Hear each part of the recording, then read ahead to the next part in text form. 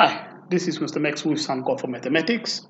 So I am looking at the questions of, actually this is a specimen paper that is set up by the Ministry of Education, Arts and Culture. And you can also find it on the website of NEET. And this paper is very much applicable for the learners who are doing grade 11, okay, following the new syllabus. So grade 11 learners, you can actually download and you can find this material, okay, on NEET's website.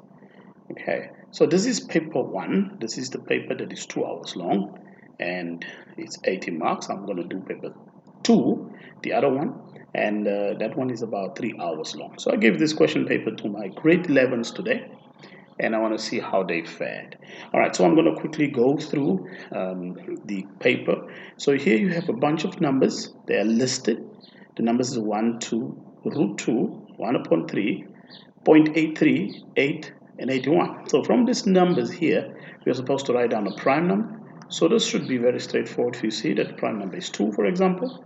A cube number, well, 1 is also a cube, or you could choose 8 because 1 cube is 1, okay, and 2 cube is 8. So these two numbers, any one of them, if you choose any one of them, you'll get the mark for that.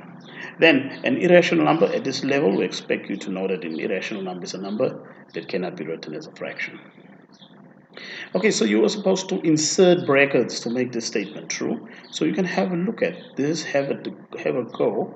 If you put your brackets right there, so what I've done there is I have got 3 times 4 now, plus 3, and you must use both, must remember, and surely you are going to get your mark for that.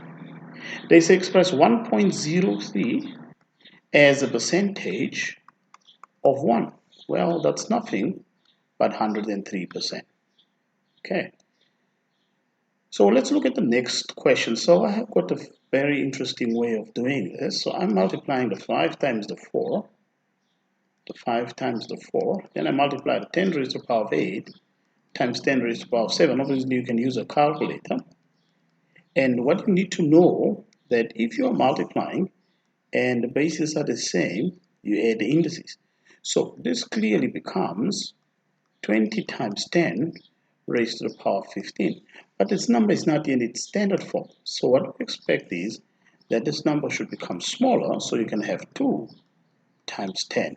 So if this number becomes smaller, then you add 1 there.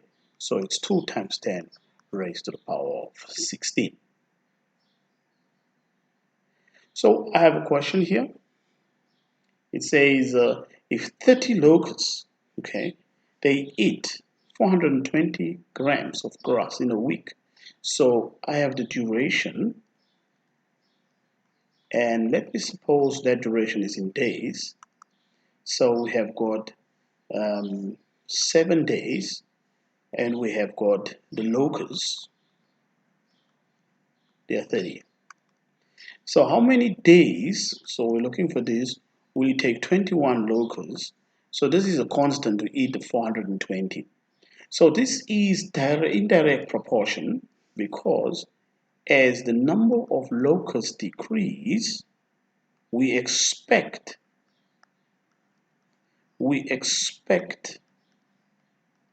that the number of days will be longer. It will take them longer to finish that. It's indirect. As the locusts decrease, it takes them longer. Okay, so when we're dealing with this type of inverse proportion, we multiply in this direction. 7 times 30 should give us an answer such that the same answer is 21 times that number gives you that. Okay, so 7 times 30, well, this in itself becomes quite easy and straightforward. You can, again, as I said, you can grab your calculator. Perhaps I should do that. So you have got 7 times 30, and then that answer you divide by nothing but 21. You get 10. So it means then it will take them 10 days. All right. So whatever method you are using, as long as you realize that the number of days now must increase because the locusts have decreased. So that's that inverse proportion as it is. Right. So I have got one more question here. So it says the sine of x is negative 0.5 and x is given between 100 80 degrees to 270 degrees, so the domain there. Right, if you remember the cast diagram, okay, just briefly, the sine ratio, we know that the sine ratio is positive. It's positive in the first quadrant and it's positive in the second quadrant. So in this quadrant, sine will be negative. So whatever the angle would be, 180 plus the angle. But since our domain only goes up to 270, so remember that's not 0, that could be 90, that's 180, that's 270, so we are also not going to consider that particular quadrant. So first things first, what you need to do is you need to find what we refer to as the reference angle. So you're going to say the inverse sine of 0.5 and you find that angle. Okay? And if you grab your calculator, you'll find that that angle is 30 degrees. So let's just make sure that we are on the right path. So just make sure we clear our display here. So we have the inverse sine of 0.5. Well, that gives you 30 degrees. Make sure your calculator is in degree mode. So if that is the case, this 30 degrees is only a reference angle. But we are looking for sine to be negative in this quadrant.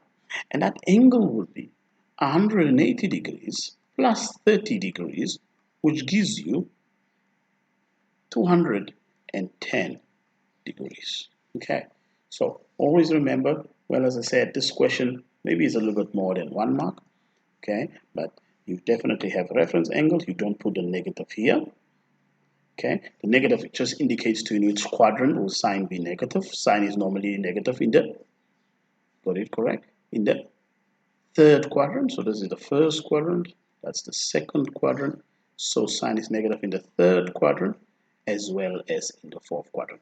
But I blocked out the first and the second, and I also blocked out the fourth quadrant because the domain only goes up to 270. So our objective was to find something in the third quadrant, and in the third quadrant you always have to add whatever that acute angle is to 180 degrees. Acute angle obviously you can find by just working with a positive ratio, but the direction tells you what type of angle are we dealing with here. Since we're dealing with an angle between 180 and 270, our answer should then be 210, which in that quadrant you will find that the ratio is negative. So suppose you were to press on your calculator, for example, sine of 210, you'll get negative 0.5 because that angle there has a negative ratio, but we're looking for 210. Okay, so this question here, how many lines of symmetry are in the diagram below? Well, we can go ahead. Well, if you draw one line here, that's one line of symmetry. Okay, maybe perhaps we can really change the color. Well, if you draw another one here, that will be another line of symmetry. Just maybe the way I drew it, you get an idea. If I slightly move that up. So this has got how many lines?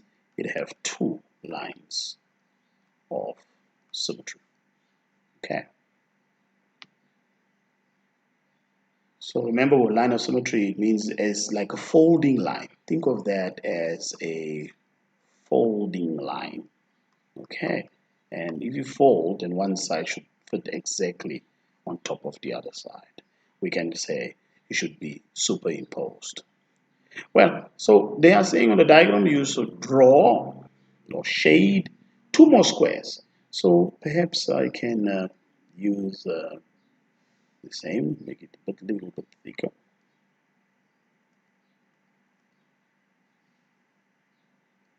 Anyway, it doesn't matter. If I shade here, if I shade this particular square, well, it will be exactly like the one on top. And the next square that you need to shade would be this square here. Okay, so it's like row 2. So it's like row 2, and column 2, and the other one here is like row 4, fourth row here, and also in the second column. Okay, so that is the ones you're supposed to shade. Okay, so we have here a diagram which shows the fuel gauge or in columns car, and you're supposed to give the reading. So first of all, you're going to go ahead and count. So that's 1, that's 2, that's 3, that's 4, 5, 6, 7, 8. So everything here is out of 8 parts. This being 1 over 8, 2 over 8, and if you simplify 2 over 8, you get 1 over 4. That's why you had 1 over 4. So this one here is nothing but 3 over 8, okay? And so on. So you can go. So this one here is nothing but 4 over 8, which gives you a half if you simplify. So it's 8 parts. So the reading, therefore, should be 3 over 8. Or you can go ahead and give that as a decimal 0.375, but that should do. So it says the total capacity of the tank is 70 liters. So if the capacity of the tank is 7 liters, now you're supposed to calculate the number of liters in the tank. So we know that the gauge is at a reading of 3.8, then you simply multiply that by 70 liters in order for you to find the answer. Then you can go ahead and grab your calculator and you say 3 over 8, and then you multiply that with 70. You should get 26 point something, 26.25. So that is 26. Let's just quickly confirm with that on our calculator, 26.25, just to be on the right track, 26.25. So let me just then correct this little bit here.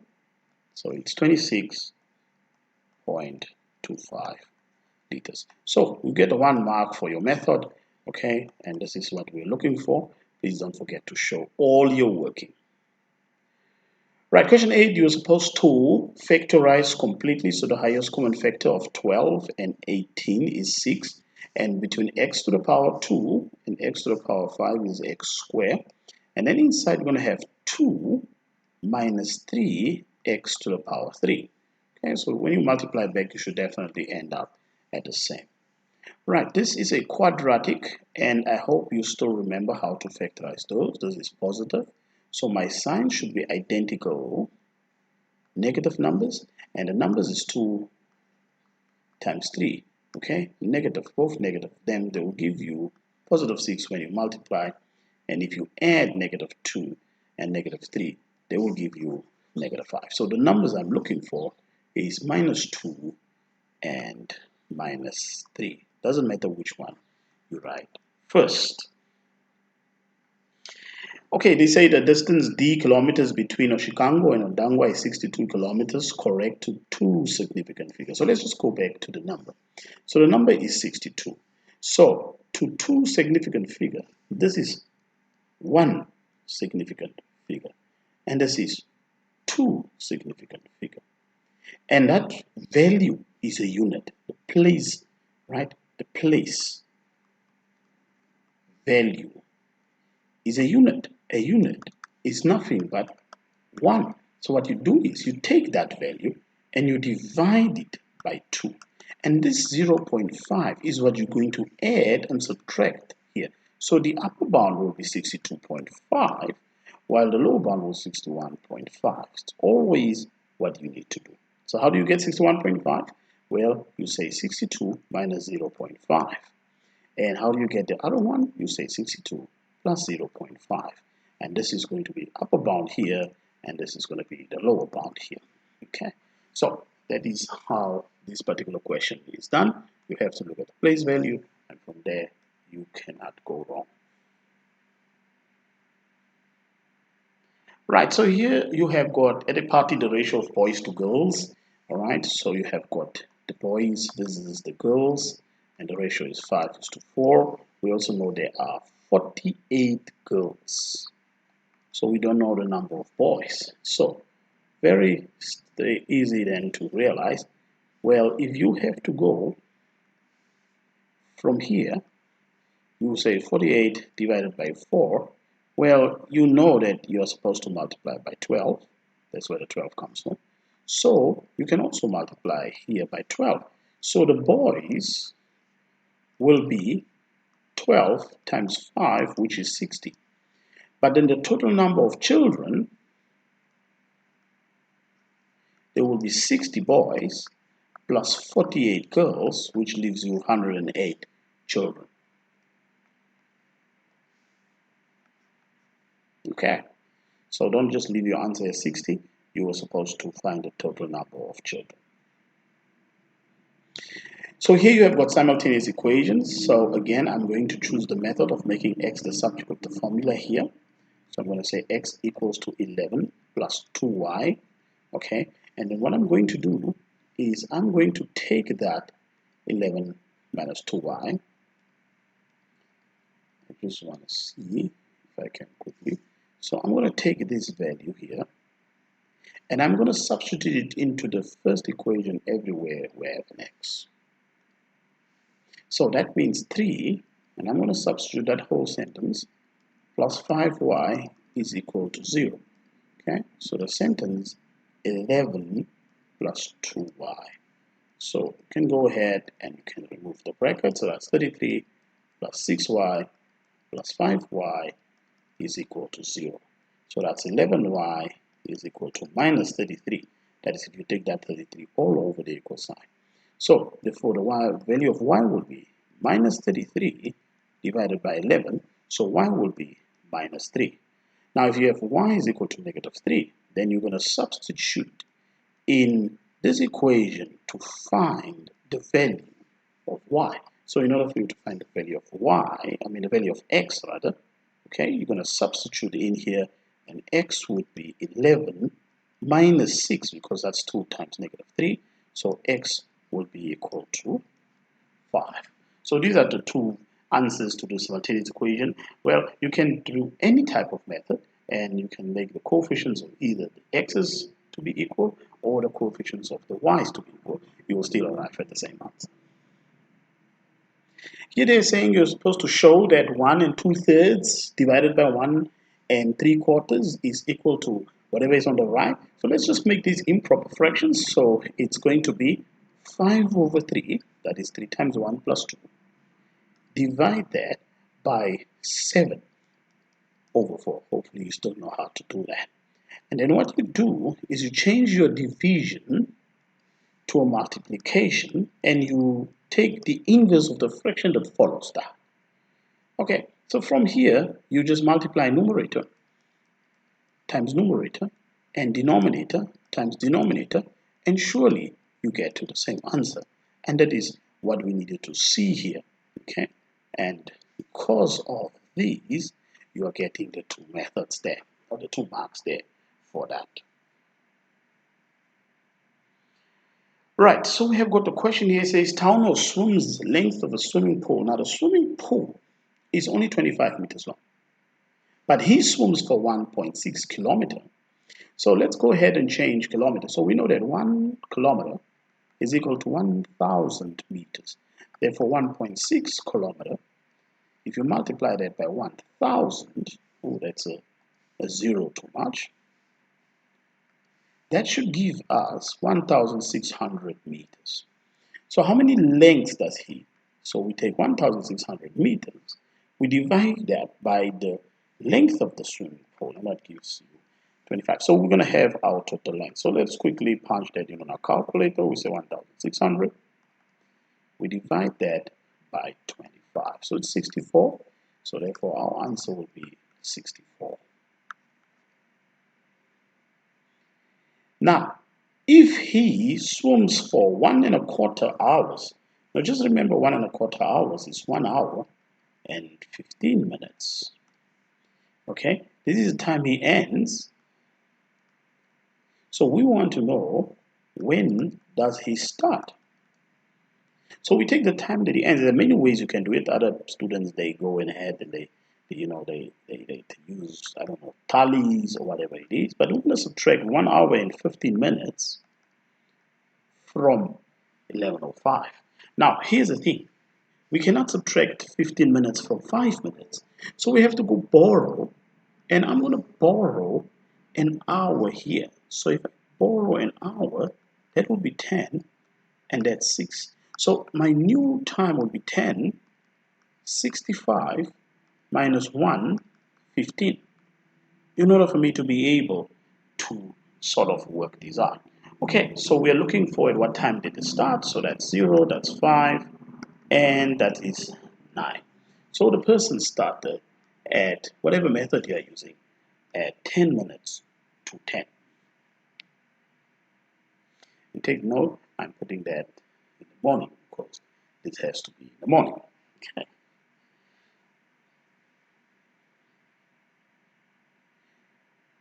So what is his average speed? Now here's the thing. This kilometers per hour guides you.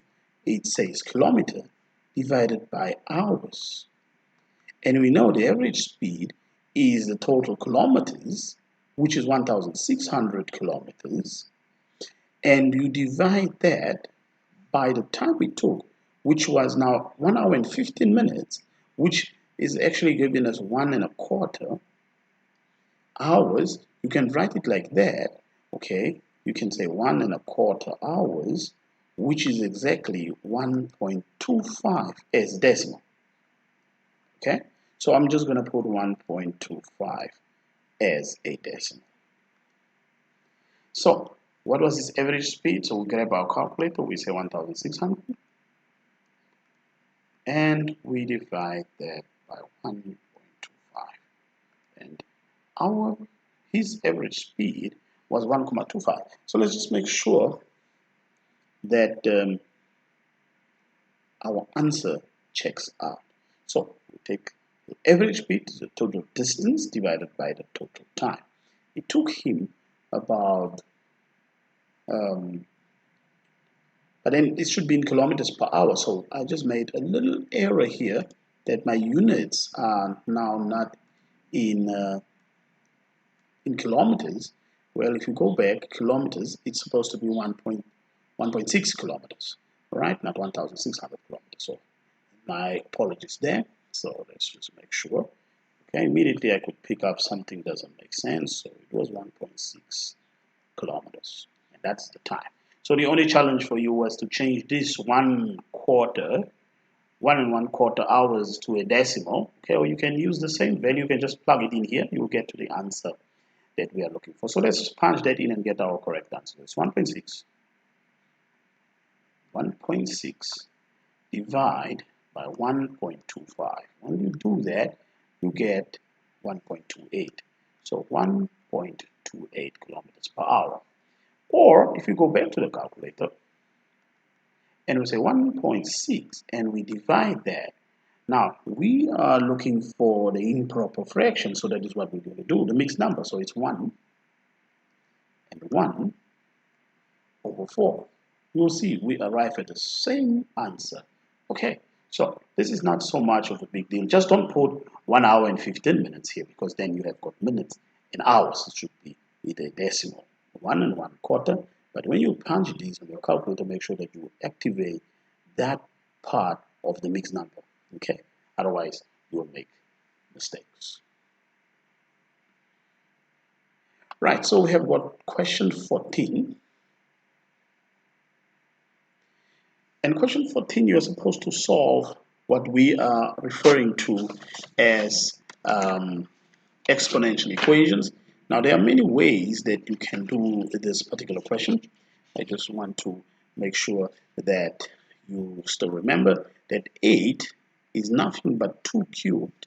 So I'll write 8 as 2 cubed, which should be raised to a further power of 3.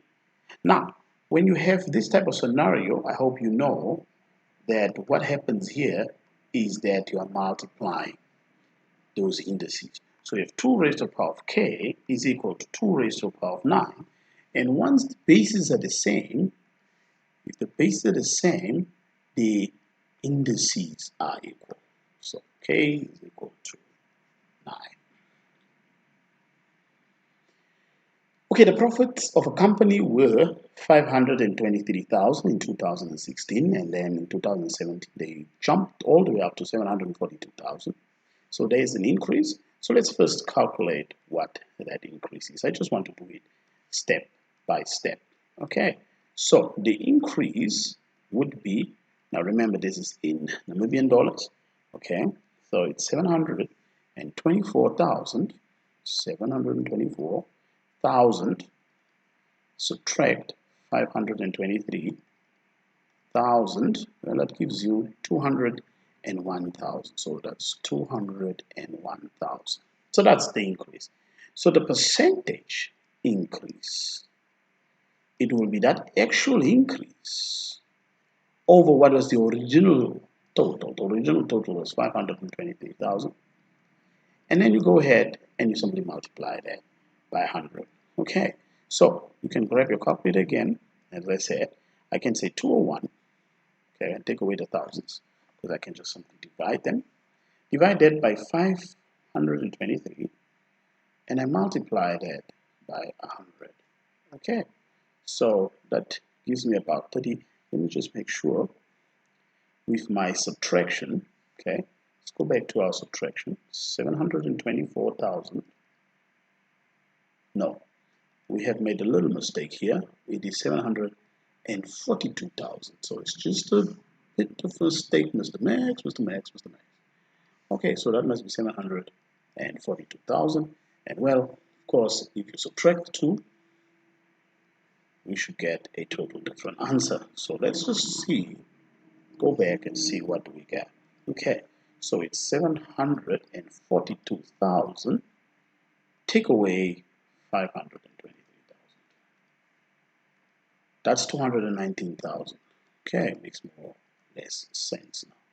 So 219,000. And when you multiply that by 100, well, you should be able to get the correct percentage. So let's just say 219,000. And we divide that by 523,000.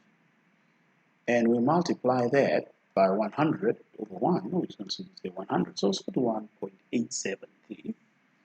So that's about 41.873 and so on percent, which is 41.9%. Okay, 2 marks for that, and there is a mark in there for your correct subtraction. Now, this one is quite interesting. It says different company had an income of 968 in 2015. So in 2016, their income increased by 10%. No, decreased by 10%. So when something decreases by 10%, then we are only working with 90% of that.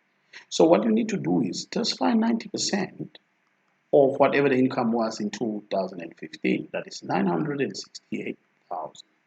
So this is going to give me the income that the company had in 2016. Okay, so 90%, which is like 7.9 or 990 over 100 is the same thing, times 968,000.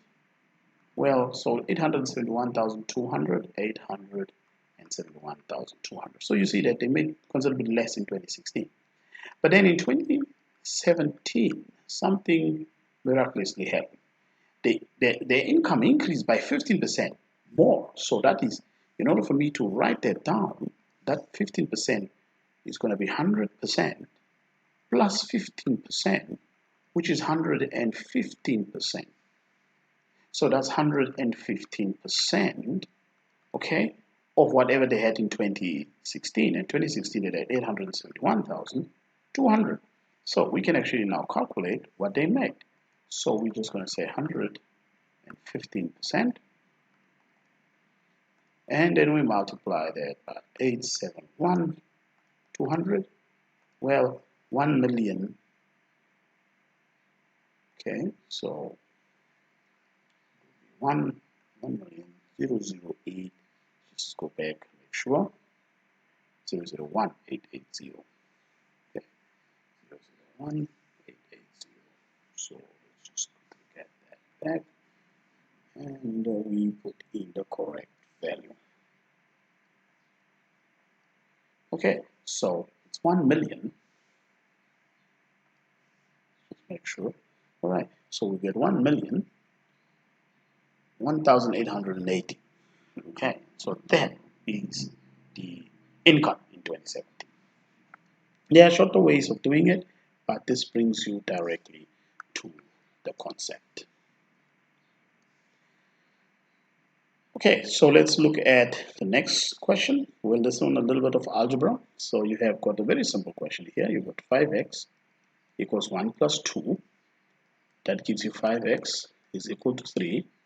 So obviously what you need to do is you need to divide by 5. So x is nothing but 3 over 5. Okay, that's 1 mark. Very straightforward. When you are here, it's best if you can put this in brackets. And then you can cross multiply.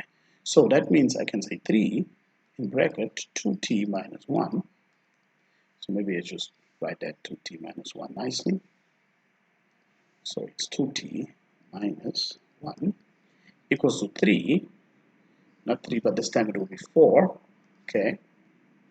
So it's going to be 4 times 1 minus t. Right. So if you multiply out with 6t minus 3 equals to 4 minus 4t. That is if you remove the brackets. And if you go ahead, you have 6t plus 4t equals to 4 plus 3. So that gives you 10t equals to 7. So t will be 7 divided by 10.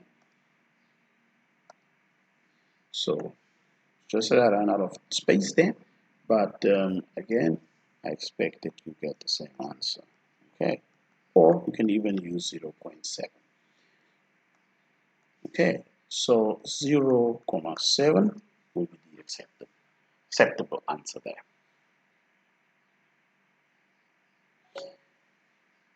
Well, so I'm going to take it away so you can just have enough space here.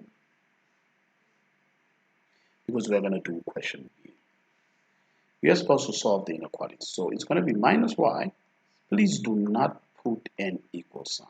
Okay? It's not an equation. So minus y less than or equal to minus 2. The problem is you have this little negative here. You have this negative 1. And if you divide an inequality by a negative number, because you want that y to be alone, the inequality change, the sign, it will change. So the sign becomes greater than or equal to. Alright? Then you have negative 2 here by negative 1. So you're going to divide both sides by negative 1. So y should be greater or equal to positive 2. That is what you must remember when you're dividing by a negative number, the inequality sign in inequalities, the inequality sign changes direction. Please don't put equal signs there.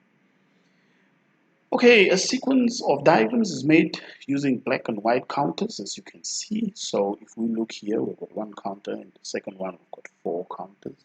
The third one, 1, 2, 3, 4, 5, 6, 7, 8, 9 counters, 16. Well, this should be clear numbers that you should recognize.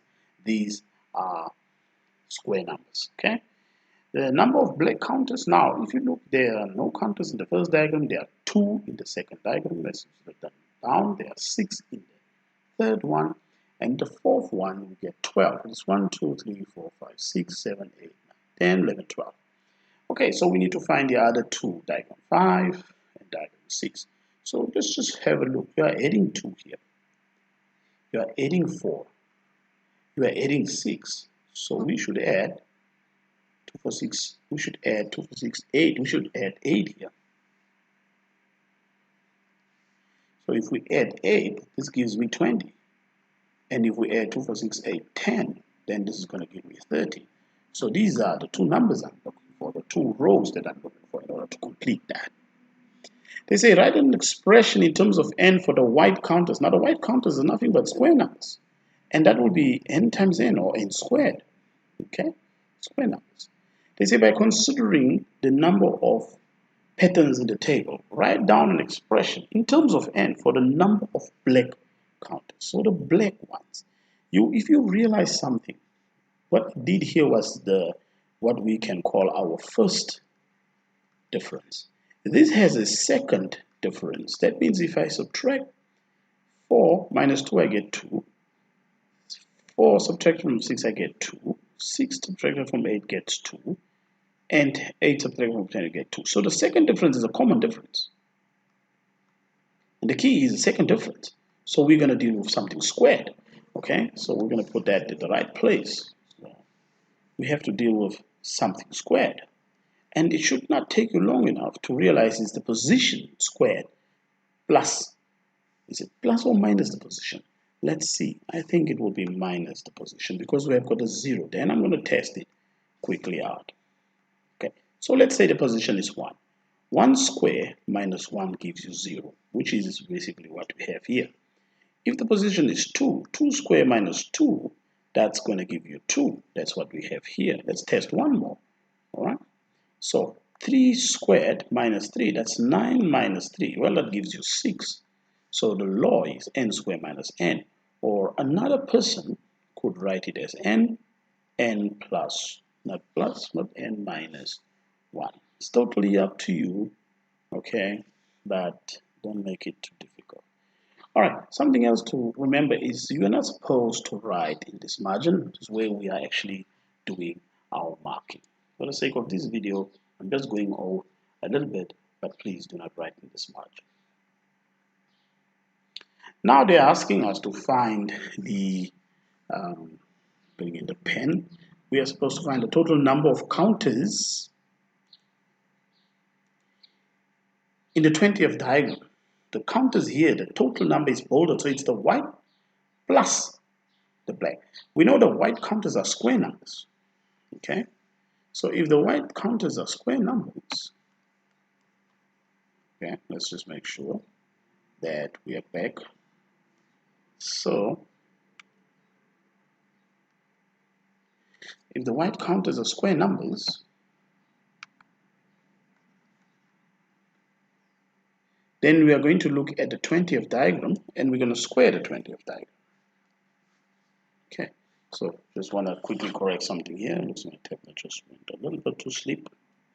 That is very interesting why it's doing that. I'm just going to quickly fix my little. Okay, so a little bit of a small hiccup there. The device was a bit flat, but we'll quickly put it on the charger. So the total number of counters in the 20th diagram, well, we can find that by simply, we know that the 20th diagram, let's take the white ones, okay? And the white ones, we know that the rule is n squared. Therefore, 20 square is 20 by 20, which is 400. So there will be 400 white. Then the black ones, this is found by n squared minus n, which is 20 square minus n, but now this is going to be minus 20, okay? 20 square minus 20, this is 400, take away 20, that's 380. So when you add the white and when you add the black together, they give us 780, and that is what we're looking for in that particular case. Okay. Right, so you have to use your formula, and if your formula are not okay, you will have a problem with this particular question. Question 18, well, interesting question here. It says the diagram shows a solid formed, and here's the key word here. Then it's very important that for some reason you understand that's a solid. And because it's solid, it means it's closed. Here on top, it's closed. The whole thing is closed. So what I've highlighted there with yellow, just to show you that that is the area of a circle. Then this part here is what we call the curved surface area. So think of a piece of paper. So if you look at the curved surface area, this curved surface area here, if you had to cut it out, you will realize that it is the circumference, which you find by using 2 pi r times the height. You should know this formula. So we are going to add the curved surface area also here. And I'm just going to write curved surface area And cursor's area is found by saying 2 pi r times h. Okay. Then there's another part that is, you see this under here, this is a hemisphere. So what we have here, we have a sphere, the area of a sphere. So we can't use the 4, we have to use half of that. So the area of the hemisphere will be a half. So we're going to add a half of the area of a sphere, which is 4 pi r squared. Okay, so we can play around with it. In fact, what you can do is, even now, you can just punch in your values and you will definitely get the same answers. When I say punch in your values, I'm talking about your radius and your height. Okay, let me just clean it up a bit. So it's pi r squared plus 2 pi r h plus 2 pi r squared. I hope you understand where the 2 comes from. A half of 4 is 2. Then these two are like terms, so that gives me 3 pi r squared plus 2 pi r h. Okay, well, from here you can go ahead and you can actually find the total surface area, because we are looking for the total surface area. So you can actually punch in our radius and our height. So we know from the information on top, the radius is 5, and we know that the height is 20. So all of this will give us the total surface area. So that means, because we're supposed to calculate the total surface area. So let's just use our calculator just to make sure we do not make a mistake, okay? So we've got 3 times pi times 5 squared plus 2 times pi times 5 times 20. Okay, that answer is 275 pi. Well, this is also an acceptable answer, or you can give your answer correct to 3 significant figures. Okay, so you can also have that 863.9. So 863.9. Anything in this region will be accepted. Some learners, they use the value of pi as 3.14, and if they punch that in here for the radius, well, the answer, if it's within that range, we normally mark it correct in the examination. Okay, but I've used the calculator value. So an answer of 864 is also understandable, because this answer would be given correct to 3 significant figures. So very important that you also know what does the examiner wants you to give your answers in, and then you give your answers according to that. Okay, so we have got question 19, and when we are doing question 19, it's very important that there's a few things that you should recognize right from the onset. Let's first read the question. It says a group of 100 learners, they will ask how many minutes each spent talking on their mobile phones. Okay, during one day, 100 learners is the total work for. So we have got the frequency density here, and we have got the time. So this is a histogram. Okay, so what you need to understand as far as frequency density is concerned, and I'm just going to write it here. Frequency density is calculated by the frequency divided by what we call the class width. So if we want to find the frequency, we are going to take the frequency density and then we're going to multiply it by the class width. Very important that you understand that.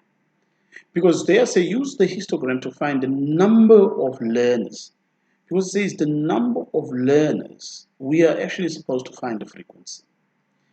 And between 0 and 10. So the class width is 10. So here, the number of learners. So now you can go ahead and you can actually count. What does one little block represent? So when you will see that it's 0.1, 0.2, 0.3, and so on and so on and so on. You get to 10 little squares. So that's 1, 1.2, 1.3, 1.4, 1.1, 1.2, 1.3, 1.4, 1.5. So this is 1.5 here.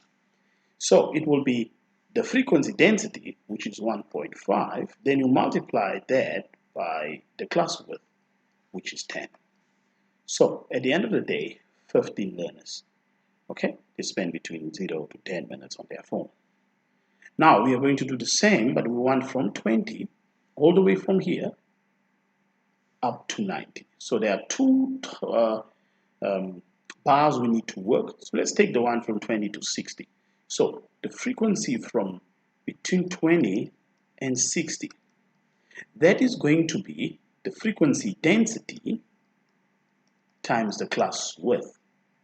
And the frequency density here, it will be, well, somewhere there. So 1, 0.1, 0.2, 0.3, 0.4, 0.5. I get 0.6. So that's 0.6. Well, 0.6 times, what is the class width? Well, it's 10, 20, 30, 40. So I get 40. Well, if you multiply, you get 24 there. If we take the class width between 60 and 90, and you multiply the frequency density with the class width, well, so you have 1.1, 1.2. So I get 1.2 as a frequency density. So it's 1.2 times, then the class width is 10, 20, 30 times 30. Okay. So you can actually definitely calculate that. So that's going to give you 12 times 3. Well, this is going to give you 36. So at the end of the day, if you add this up, you are going to get nothing but 60. And that is the required answer. So I'll suggest that you go and you work through on frequency density. John wants to draw a pie chart to represent this information in the histogram. Calculate the angle in the sector that represents the learners who spend between 0 and 10. So how many learners out of the 100 learners? We know that it's 15 learners. So very straightforward. You say 15 learners out of 100, and you want your answer in degrees because you want to draw a pie chart. And the question also asks you to calculate the angle. So you're going to multiply this by 360. Okay. Well, you can actually grab your calculator again, and you can work out that angle. So when I do that, I get to 15 by 100, and I multiply that by 360 degrees, I get 54. So 54 degrees is the answer there. Right, question 20, they are saying evaluate f when u, so 1 over f equals to 1 over 3 plus 1 over 8. Okay, so on this side, I'm going to look for the LCM. 1 over f. The LCM of 3 and 8 is 24. And 3 goes there 8 times. 8 goes there 3 times. All right, so it's 1 over f is equal to 11 over 24. We are now looking for f. You can do cross multiplication, or you can take the reciprocal of both sides. All right, so therefore f, let's just make sure that our reciprocal on this side is correct. It's supposed to be 24 over 11. Okay, that should be over 11. So f therefore is 24 over 11. You can also do it, as a mixed number, but I'll work with that. So I'll accept, for example, I will be expecting to accept questions like 2 and 2 over 11. Okay, will also be acceptable questions or answers.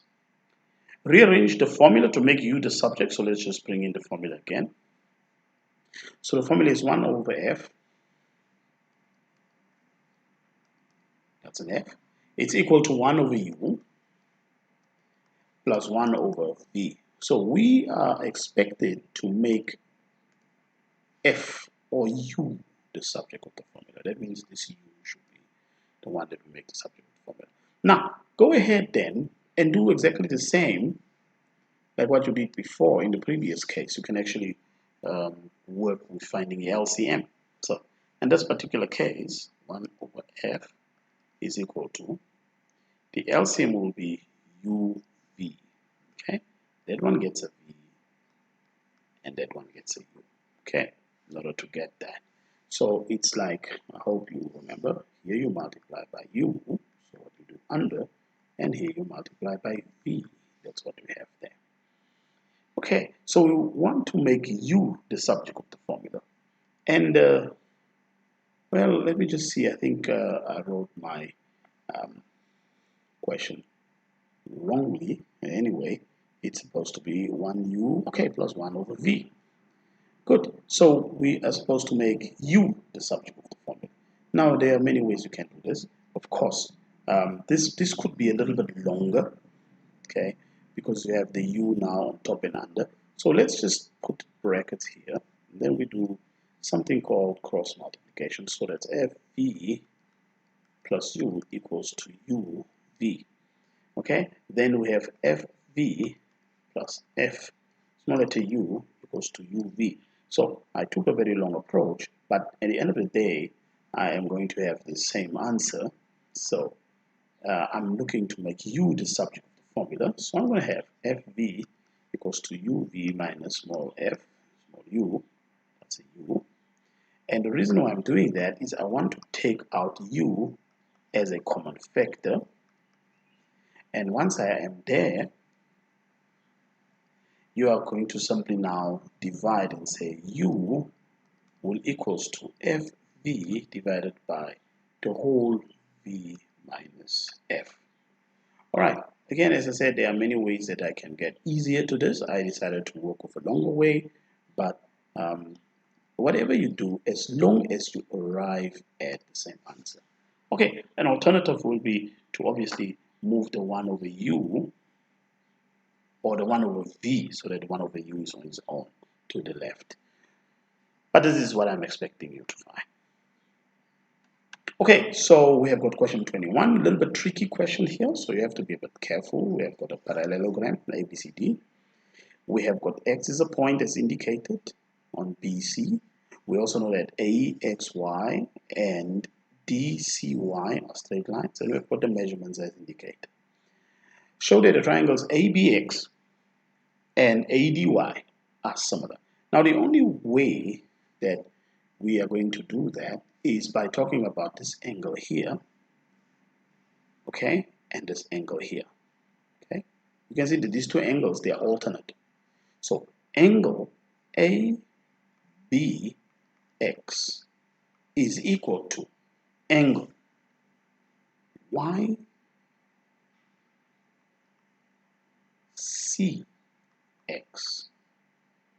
And the reason is they are alternate angles.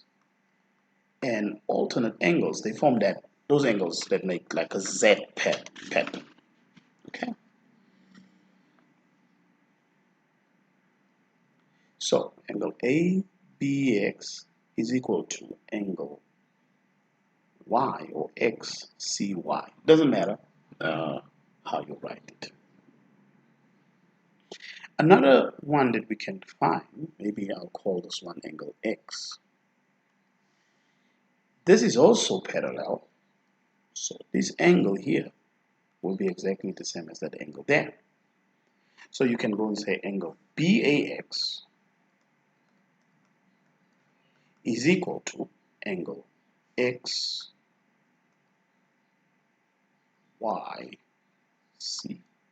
And same reason, alternate angles. Well, if you can prove that those two angles are equal, then obviously these two sides are equal, but I don't have to do all three of them. So this will be a fair reason. These will be the reasons that you will be writing down here. Okay. So as long as you follow that, you can prove that two angles are equal, then third angle obviously will equal, and those are similar. Okay. So therefore, after you have justified all of that, therefore you say triangle ABX is similar to triangle ADY. Right, they ask us to calculate ADY. And because these triangles are similar, if you look at this particular triangle on top, and suppose I am moving it, I'm rotating that triangle, it gets to something like that. So what I will be left with will be a little something like, just to make sure, and maybe perhaps I can change this color here. where this is x, this is b, and that's a. Okay, so this is going to be perhaps my c, and that's going to be my y. Right, so if you just turn it like that, that's what you're going to realize. So c to y is 4. So this distance here is 4 units. This distance here is 8 units. Okay, so that can be our comparison. And we also know that xy, or a to x, is 7. So a to x is 7. Okay, just want to make sure that we get our values correct. A to x is 7. So our x should be on the other side. Now a should be on the other side. Okay, just to go back there, return that a to x. Okay, so that's going to be 7 over xy. So we can actually then write it as nothing but 8 over 4. Take the bigger one to compare that. And we're going to take 7 over xy. Okay. This is y here. So it's a matter of you taking the two triangles and you separate them, and then you compare basically the ratio of the sides. We have the 4, we have the 8, we have the 7, and 7 is a to x. Okay, a to x, the big one is 7. The small one will be considerably less than that. Okay, so once we are here, this obviously becomes 2 over 1 equals to 7 over xy. So 2 comes from 4 into 8. Well, you can therefore play around with this particular one, and then you can say that xy, if you do cross multiplication, 2xy is equal to 7. Then xy will be 7 divided by 2, which gives you 3.5. So if xy is 3.5,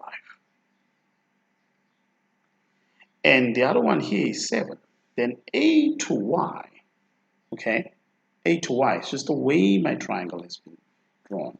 A to y, the whole distance, a all the way from a, that's 7, plus the 3.5 more. This whole distance from here to here, this whole distance here will be 7 plus that 3.5, which gives you 10.5. So expect you to get an answer of 10.5. Okay. Right, so we have what functions here. The first one, they say f of 2, so you put 2 into f. That is everywhere you have an x, and then you just simply evaluate that. So that gives you 5. Now we know what f of 2 is.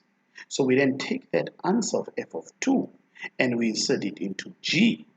So what will g be if you insert that 5 into g?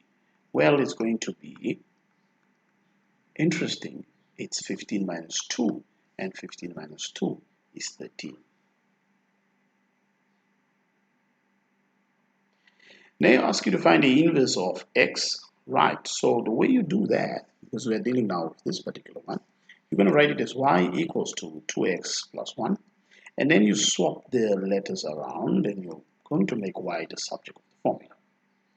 And if you make y the subject of the formula, you have got 2y is equal to x minus 1. And then y will be x minus 1 over 2. Therefore, the inverse of x is x minus 1 upon 2. Right, they are saying y varies inversely. So y varies inversely as the square of x.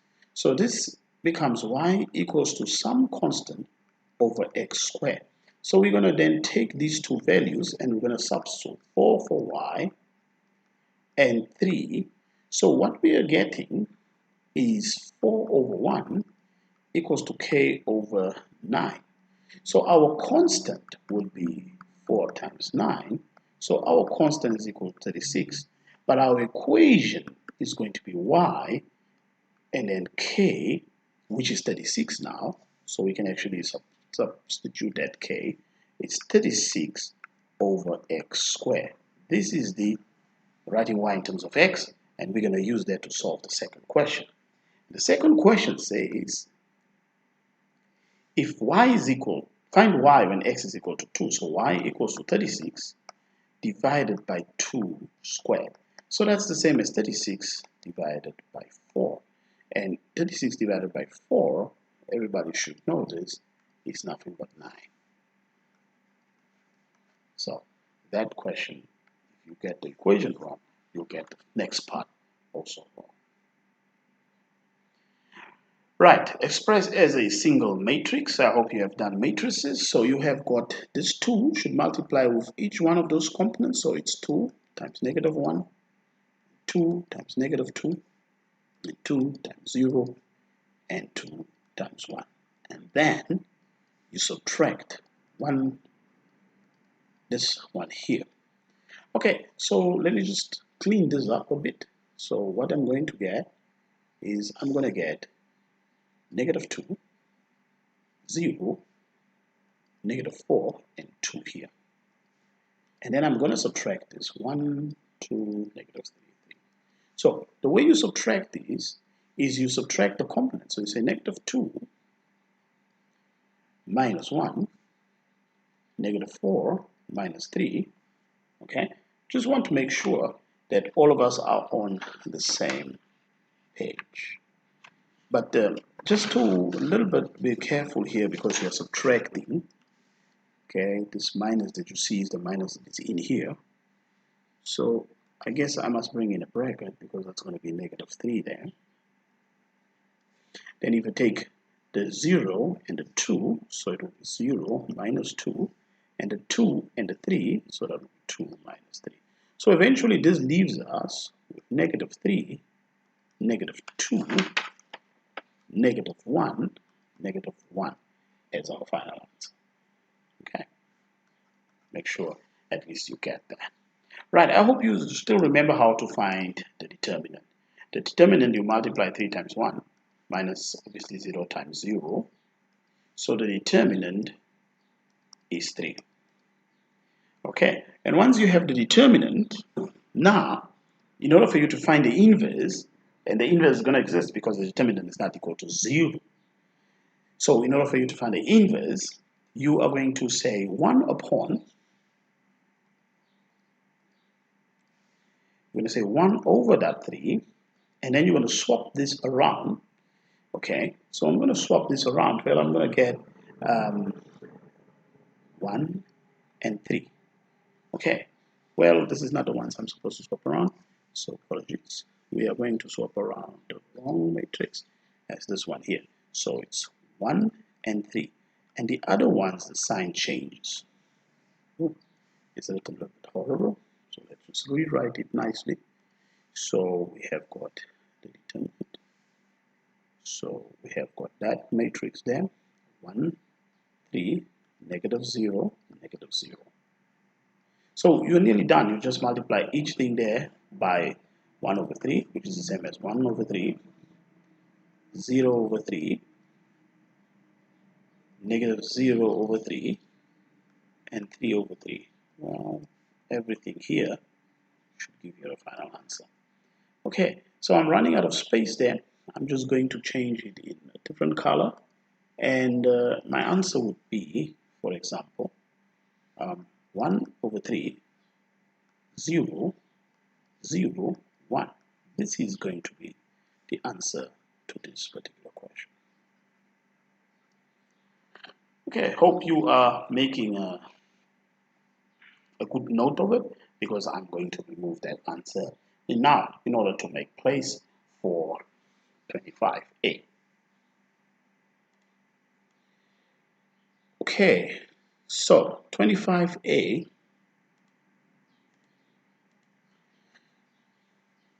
So let's just close this down.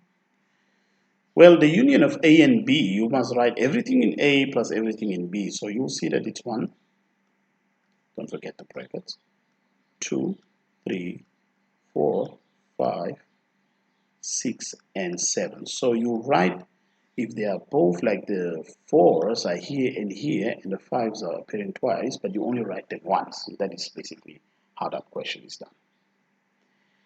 Right, this one is a little bit tricky. The universal set is given as P, Q, and R. So I like to do a few things with this question. I like to put my own numbers if this is difficult. 1, 2, 3, 4, 5, 6, 7, 8.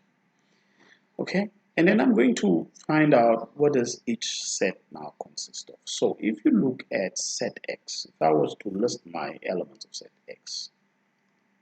X would be 2, 3, 5, 6. 2, 3, 5, 6.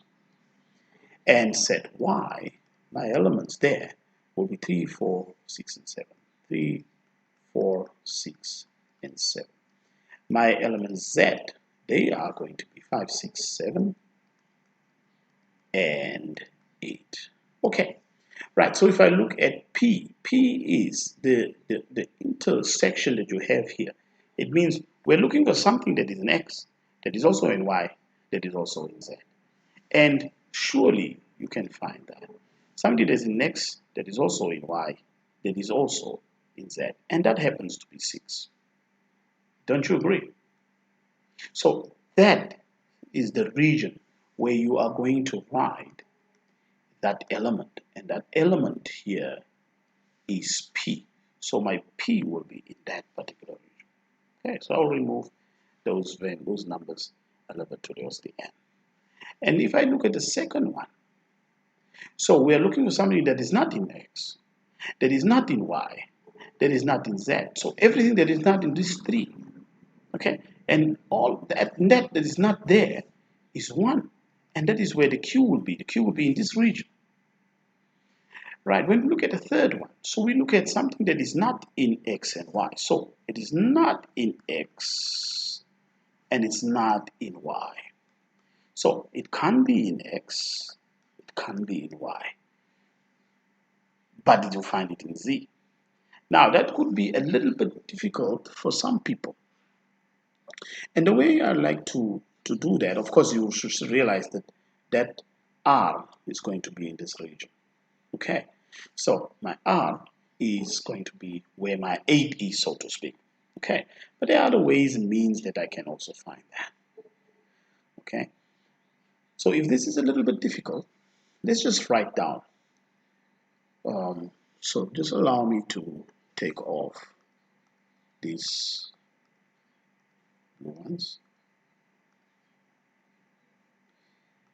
just so that we don't have too much shading and stuff like that.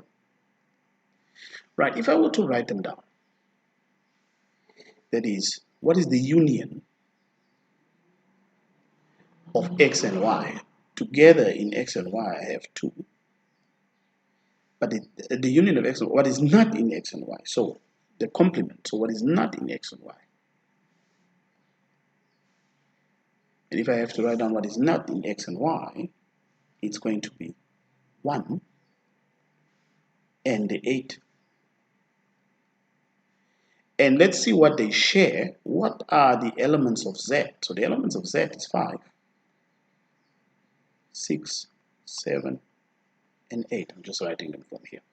So this intersection, when you see intersection, you think of share. What do they have in common? What do they share? You will see that they share 8. So in this particular place, that's where the R should be, that's where the P should be, that's where the Q should be. Okay, but it shouldn't take you very long to find this, and that is you only do that if you don't know how to solve those particular questions. I just put my numbers there to help me with finding those values without any particular struggle. Okay, so I hope that somehow this question paper assisted you immensely with your endeavors. Please download it from NIET's website. In fact, you will even get it with answers. All right. These are specimen papers designed to sort of introduce so that people can know exactly what to expect in the grade 11 syllabus, and it's 2 hours long, and make sure that you work through it and then you don't have a problem with that. Okay, specimen paper has also a set of rules which will indicate to you that's how your rules will be in the exam. You must either use calculator value for pi or 3.142. I said 3.14, so 3.142. Okay, then if your degree of accuracy is not specified in the question, you must always give answers to 3 significant figures. And another one, if you are dealing with angles in degrees, you give to 1 decimal place. Very important. And you should also remember that you must answer all the questions and you must try to show your working, okay, so you can maximize the chances of you scoring marks.